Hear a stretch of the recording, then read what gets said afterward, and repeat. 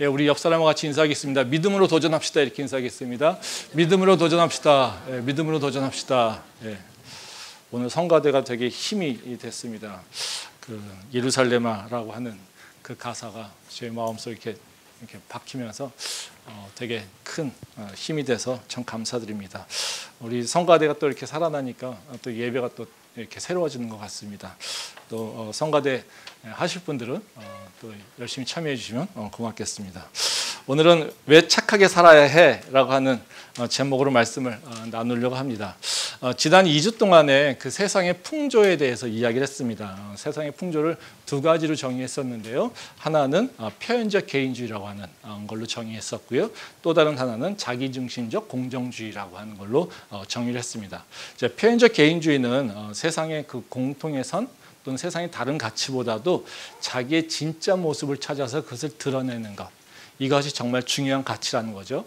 그러니까 그래서 자기의 자신의 욕구에 대해서 더 솔직하고 또 자기의 욕구를 채우는 것이 절대로 죄가 아닌 것이고 또 그 자기의 잠재력을 드러내기 위해서 그 자기를 개발하려고 노력하는 것, 이것이 가장 중요한 가치라는 거죠.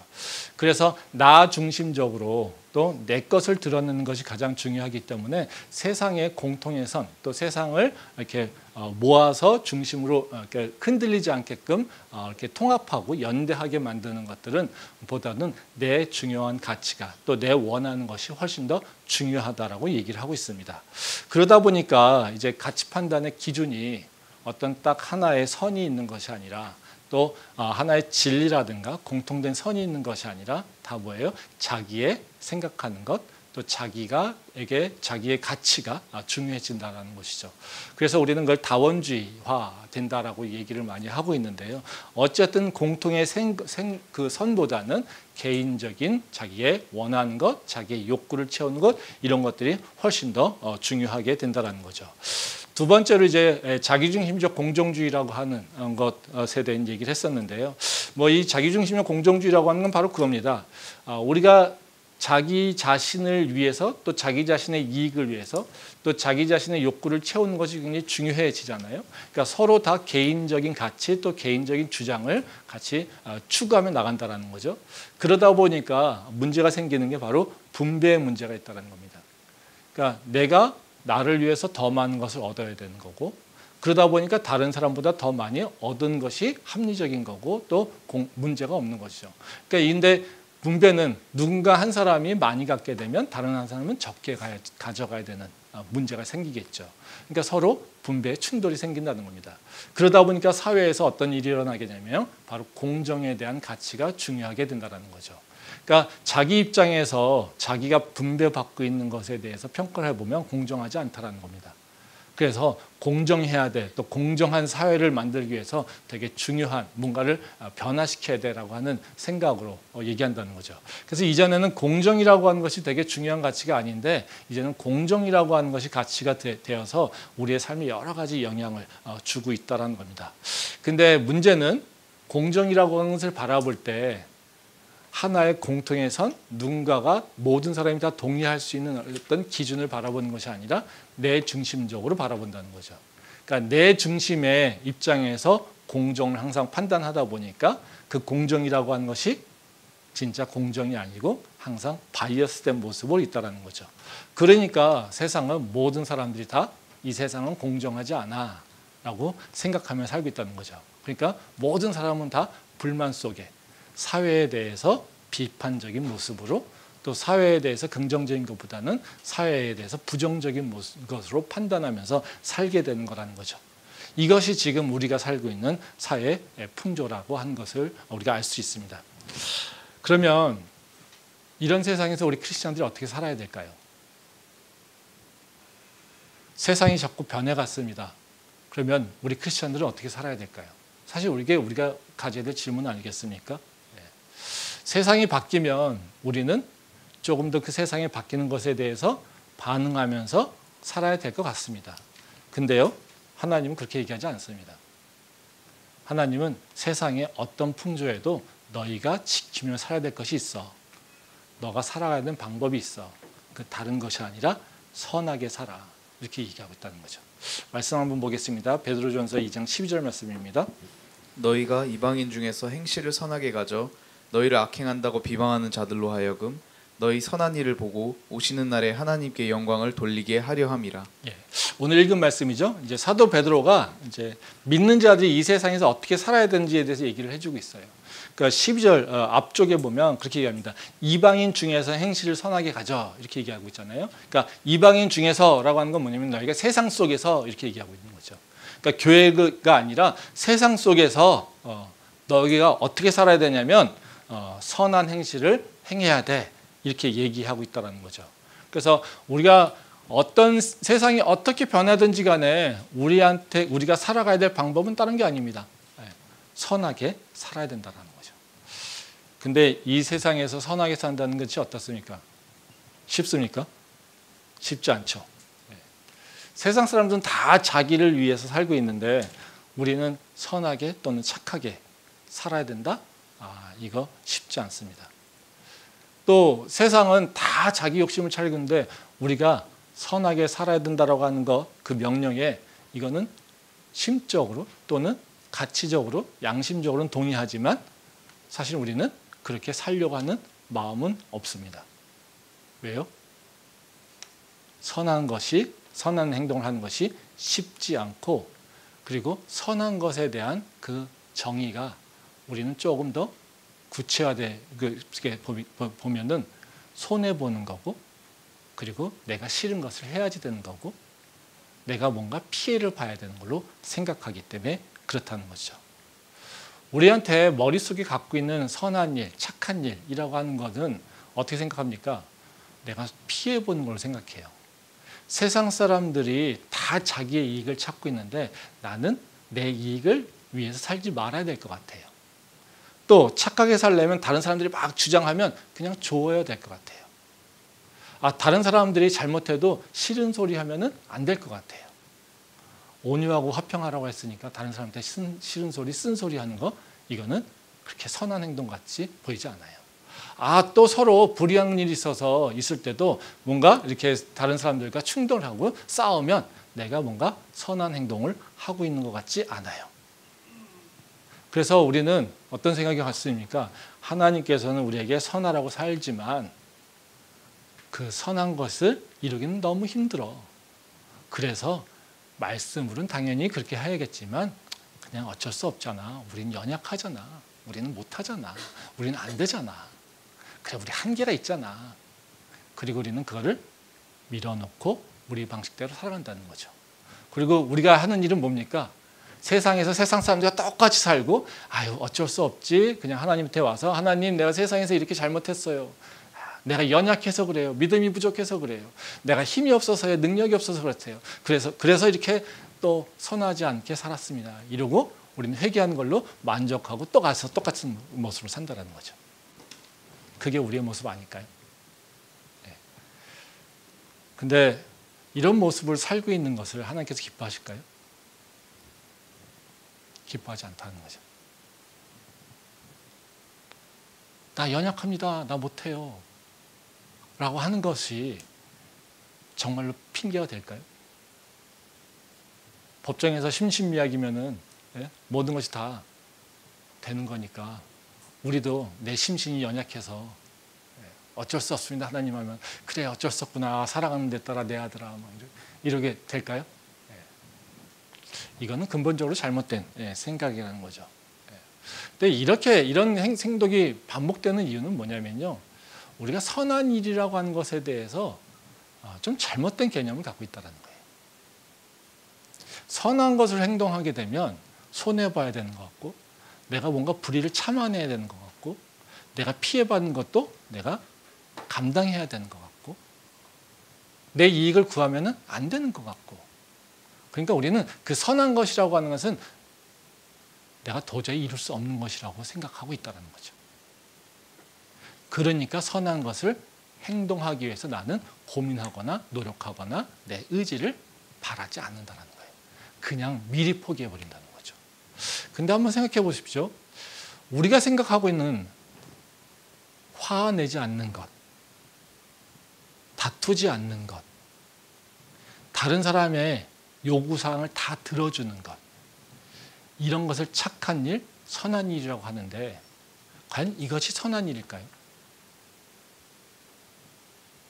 다른 사람들에게 너 착하다라고 하는 소리를 들으면 나는 진짜 착한 사람일까요? 그렇지 않다는 거예요. 예수님이 화 안 내셨습니까? 예수님이 분노 안 하셨습니까? 예수님이 다투지 않으셨습니까? 예수님은요, 욕도 잘하셨어요. 그렇죠?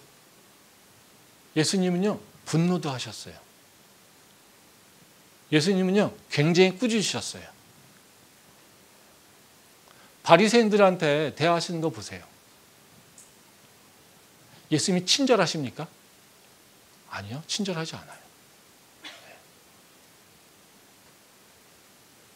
예수님이 우리한테 보여주신 모습은요, 우리가 생각하고 있는 선한 일, 착한 사람, 그런 사람들의 모습하고 딱 맞지 않아요.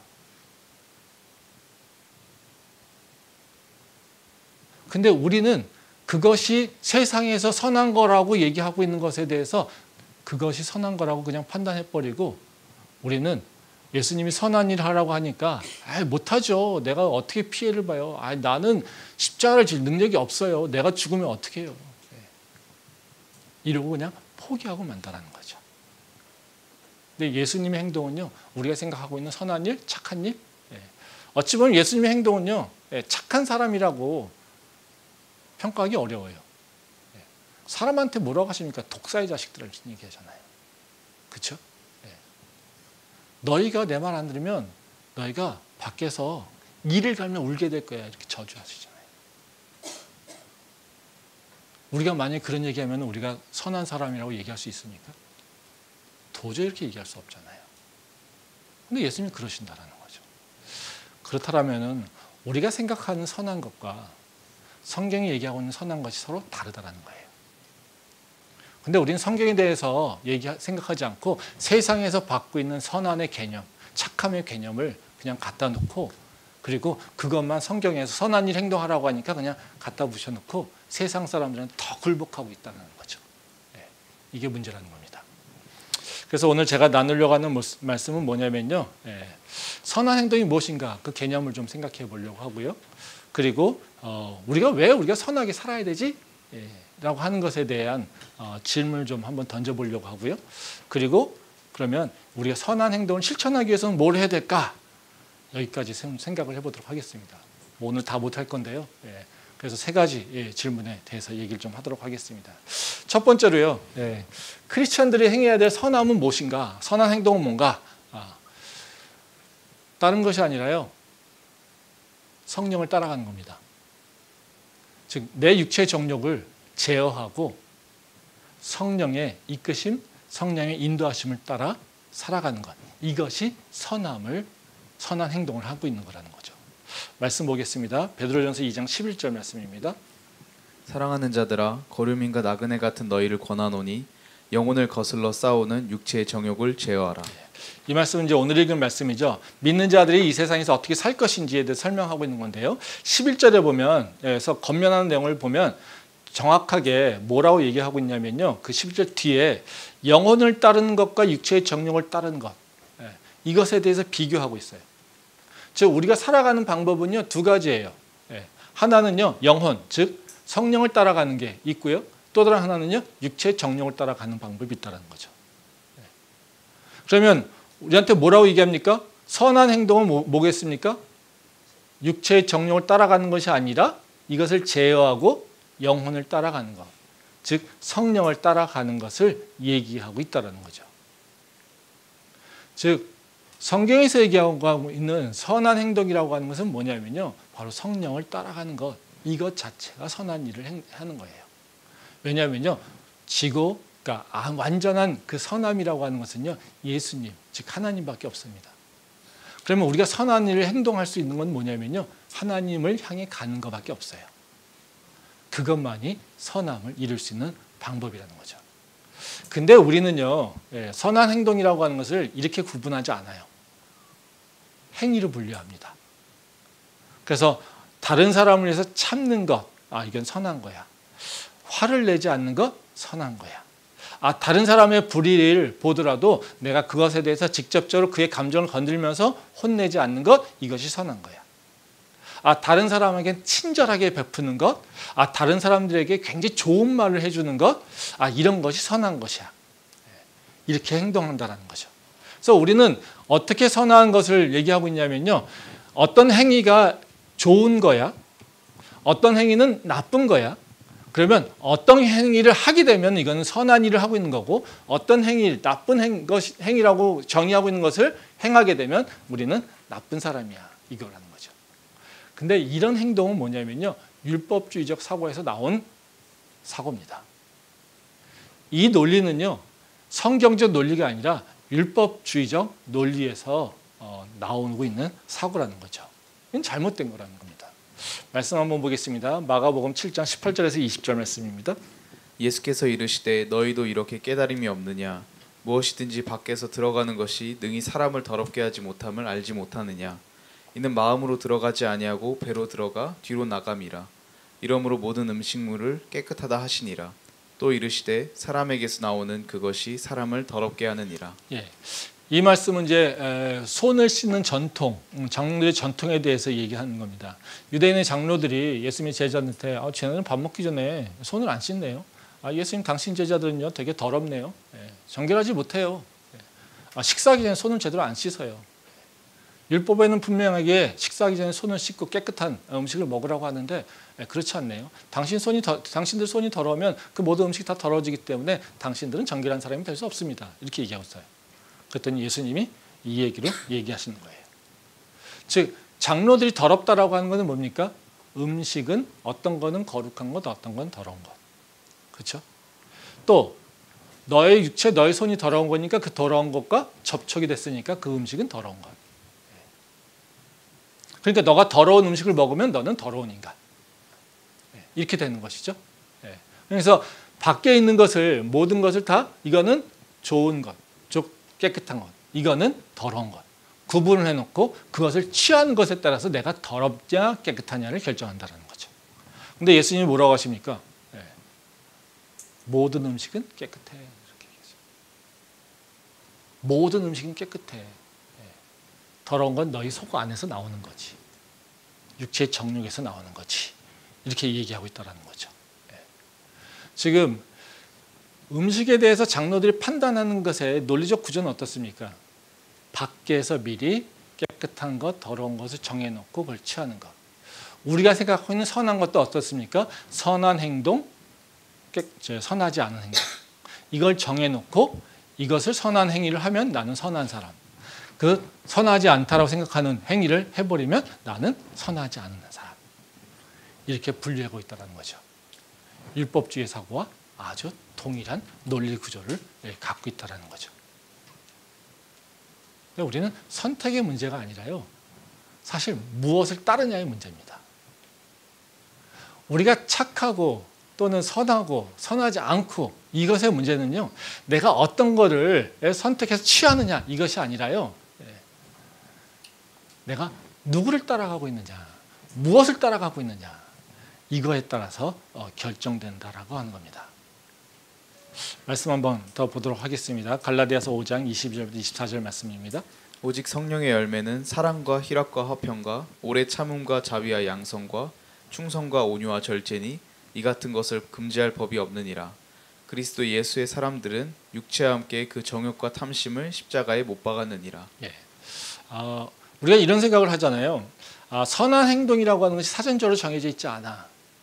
그래서 성령을 따라가야 되는 성령이 그 선한 일이야. 이렇게 얘기하면은 마음속에 그런 생각이 들 겁니다. 에이, 사랑, 온유, 화평, 오래 참음, 이런 거 분명히 예수님께서 선한 일이라고 하셨는데, 선한 행동이라고 하셨는데, 그럼 뭐지? 그렇죠? 성경에서 분명히 사랑과 희락과 화평과 오래 참음과 뭐 이런 것들이 다 선한 행위라고 얘기했는데, 근데 왜 오래 참는 거라고 다 선한 게 아니지? 이런 걸 내가 행동하면 당연히 선한 것이지. 이런 생각이 들지 않겠습니까? 그렇죠? 근데 그것도 이 말씀에 대한 오해라는 거죠. 지금 여기서 이 갈라디아서의 그 말씀 다 아시잖아요, 그렇죠? 여기 보게 되면 너희가 사랑해라, 그러니까 서로 기뻐해라, 서로 화평하게 지내라, 너 오래 참아야 돼. 이런 것을 행하면 너희가 성령으로 충만한 거야? 이렇게 얘기하지 않는다라는 거예요. 선우가 바뀌어 있어요. 지금 여기 보면 뭐라고 합니까? 성령의 열매라고 얘기하고 있잖아요. 그러니까 성령의 열매라고 하는 건 뭡니까? 원인입니까? 결과입니까? 결과죠. 그렇죠? 지금 우리가 얘기하고 있는 사랑과 희락과 화평과 오래 참음과 자비와 완성 이런 것들은 뭐예요? 모든 사람들이 다 좋아하고 있는 거예요. 그렇죠? 근데 이런 것들이 이루어지는 건 뭡니까? 성령을 따라 살 때 이루어지는 거예요. 즉 내가 성령을 따라 살 때 우리한테 뭐가 드러나는 거예요? 지금 이런 사랑과 희락과 화평과 오래 참음이 일어나는 거예요. 그러면 우리가 성령을 따라가지 않아도요, 사랑하는 척 할 수 있어요. 그렇지 않습니까? 성령을 따라가지 않아도요, 화평하게 할 수 있어요. 성령을 따라가지 않아도요, 착한 일 하는 것처럼 보일 수 있어요. 그러면 내가 마음속에는 더러운 생각과 나쁜 생각을 다 갖고 있는데 밖에서는요, 선한 일을 하는 것처럼 보여요. 그러면 선한 사람인가요? 선한 행동을 하는 건가요? 내 마음속에는 상대를 향한 깊은 미움이 있는데 그 앞에서는요, 아 예쁘다, 아 좋다, 아 당신 참 잘한다 얘기하는 거. 그러면 그걸 선한 행동이라고 할 수 있습니까? 교회에서 그러지 않아요? 마음속에 밉고 저 인간 정말 저 인간 때문에 교회 못 다니는데 그러면 오면요, 자매님 형제님 너무 이뻐요. 오늘 또 교회에서 이렇게 만난 게 너무 좋습니다. 얼굴을 싹 다 가리고 그러다가 참지 못하면 폭발하는 거잖아요. 그래서 교회 깨지고 그런 거를 우리가 선한 행동이라고 얘기할 수 있겠습니까? 그들이 얘기하고 있는 바로 그들이 행하고 있는 사랑과 희락과 오래 참음과 자비와 양선 이런 것들 다 뭡니까? 성령을 따라가는 게 아니라 왜 그렇게 가면을 썼겠습니까? 육체의 정령을 따라가기 때문에 그렇다는 거죠.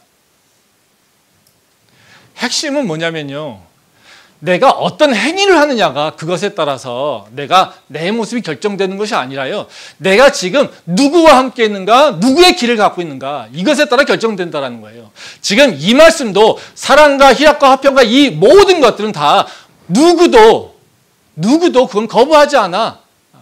그러니까 너희가 온전하게 성령을 따라가게 되면 어떤 상황 가운데서도 너희는 사랑할 수 있어.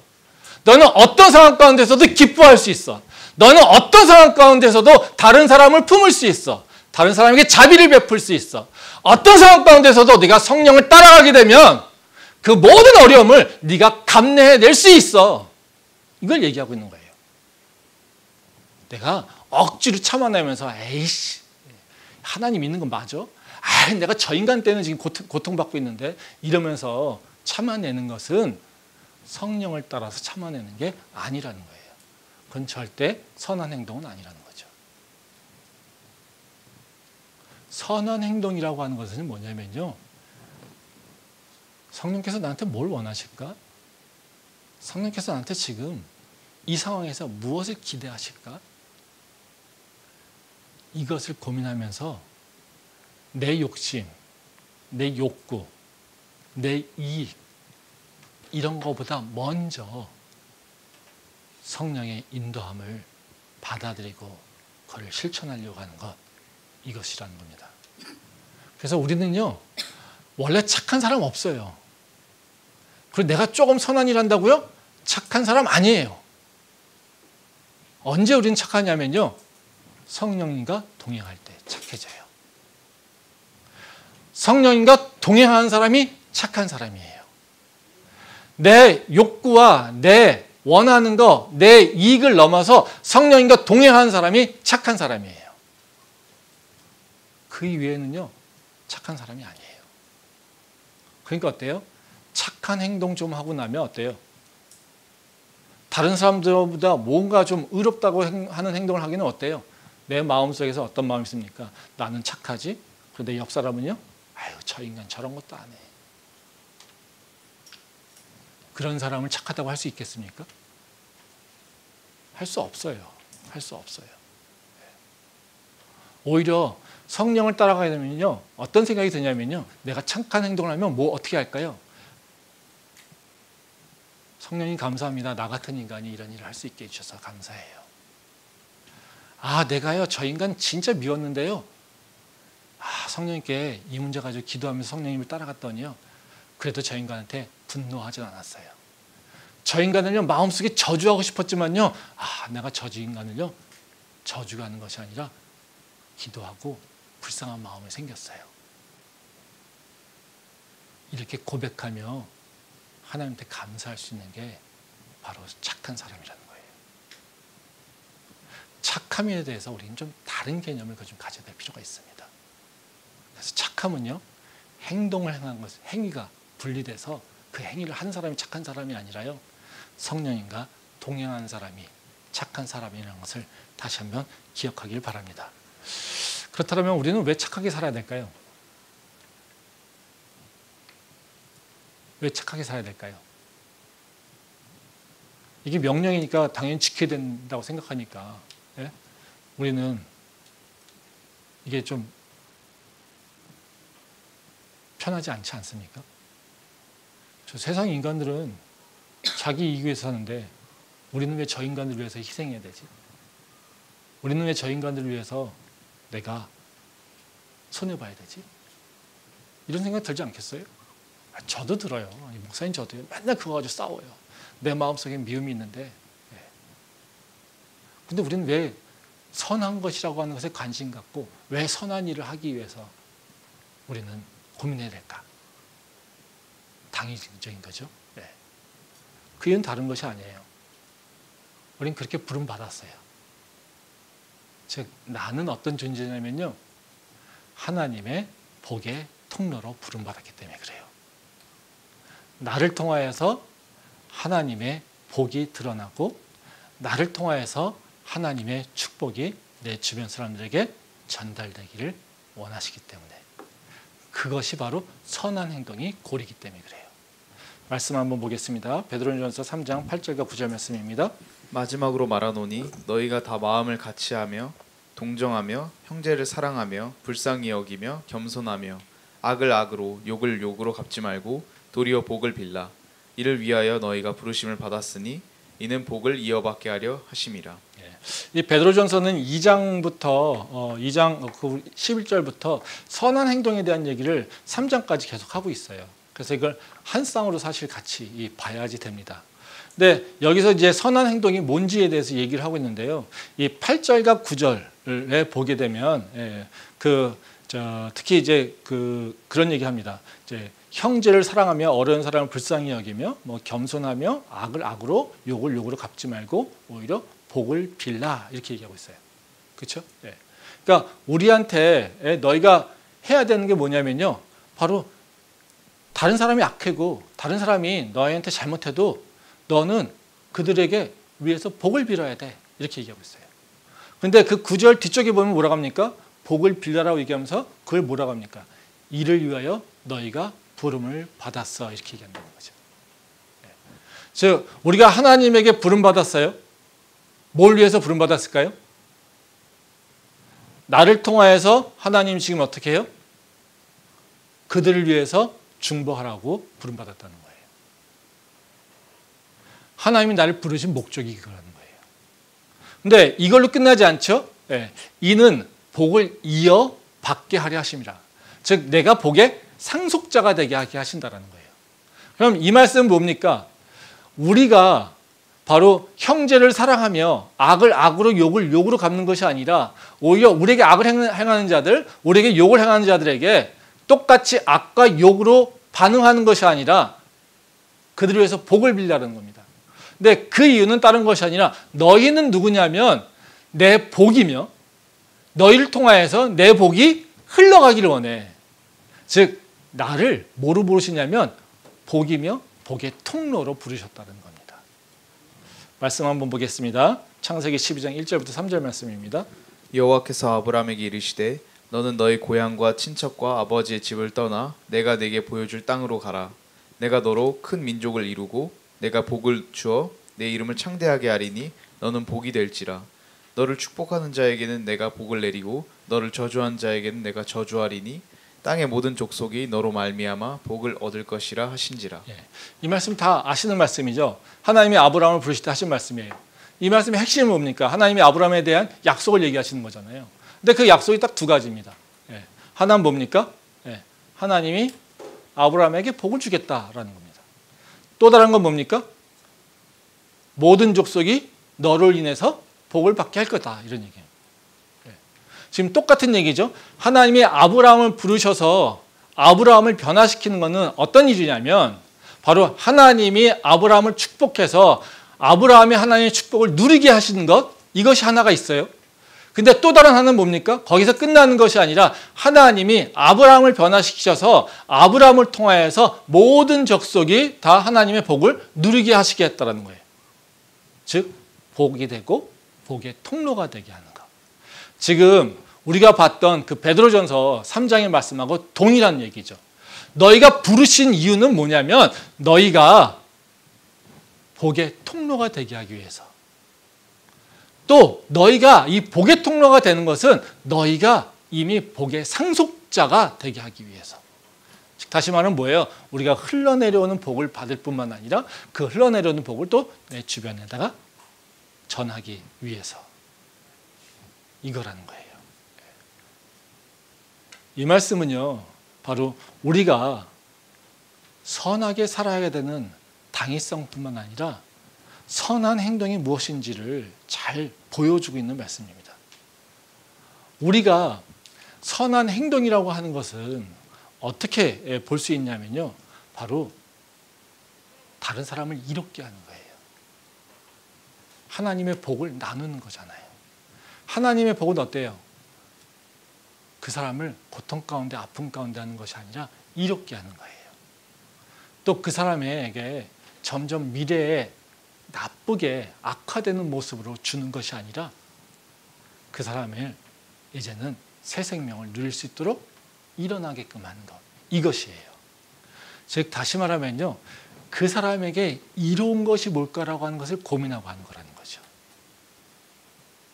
그래서 때로는요, 예수님께서 바리새인들이나 아니면 다른 자들에게 되게 차갑게 또는 그들에게 분노하고 화냈던 것들. 여러분 생각해 보세요. 간음하는 여인이 잡혀왔어요. 예수님이 간음한 여인한테 사랑으로 품어주셨습니까? 그렇게 품어주셨습니까? 아니요. 예수님은요, 그 여인을 품지 않으세요. 그 여인을 구해줬죠. 그리고 뭐라고 하십니까? 다시는 죄짓지 마. 너희가 이것을 통해서 배웠으니 다시는 죄짓지 마. 뭡니까? 그 여인이 이롭게 되는 방법이 뭔지를 얘기하고 있는 거예요. 이롭게 되기 위해서 그 여인이 죄의 문제를 해결하고 그 죄가 얼마나 큰 문제인지를 깨닫게 해주시는 거예요. 이게 예수님께서 행하신 일이에요. 즉 선함이라고 하는 건요, 행위적으로 착한 거, 받아주는 거, 좋은 얘기 해주는 거, 이런 차원이 아니라요, 그 사람을 이롭게 할 수 있는 게 뭘까, 내가 할 수 있는 일이 뭘까를 고민하는 것이 바로 선함이라는 거죠. 그럼 우리가 어떻게 선한 행동을 할 수 있을까요? 이게 마지막 질문이겠죠. 이게 깁니다. 그래서 이건 다음 주에 하겠습니다. 네, 다음 주에 오시면 그것을 들을 수가 있습니다. 기도하겠습니다.